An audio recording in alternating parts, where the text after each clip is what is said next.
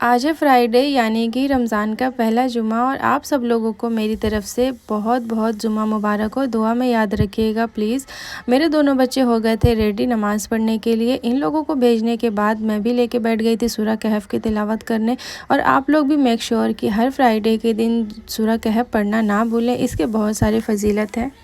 फिर मैं खड़ी हो गई ज़ोहर की नमाज़ पढ़ने के लिए। नमाज़ पढ़ने के बाद तुरंत मुझे एक बहुत ज़रूरी काम करना था। जैसे ये जो दलिया है हलीम के लिए, तो ये मिक्स करना था दाल और राइस के साथ। तो यहाँ पे चने की दाल, उड़द की दाल, मसूर की दाल और थोड़ा सा राइस मिला के इसका अच्छा सा मिक्सचर तैयार करके रख दिया। दोनों बच्चे मेरे खा रहे थे फ्रेंच फ्राई। इन लोगों को भूख लगी थी।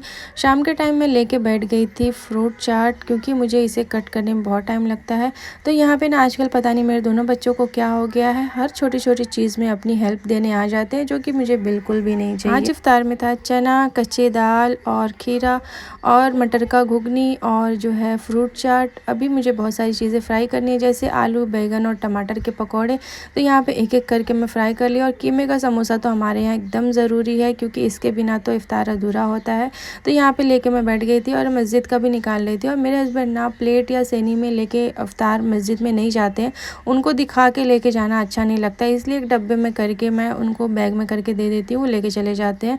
यहाँ पे दोनों बच्चे बैठ के मेरे दुआ मांग रहे थे। और इंशाल्लाह और इफ्तार के टाइम दुआ ना मांगना ऐसा होता है जैसे पूरे दिन की मजदूरी करके इंसान अपनी मजदूरी लेना भूल जाता है। तो यहाँ पे जो है ना दोनों बच्चों के लिए मैं बनाई थी रूह अफ़ज़ा।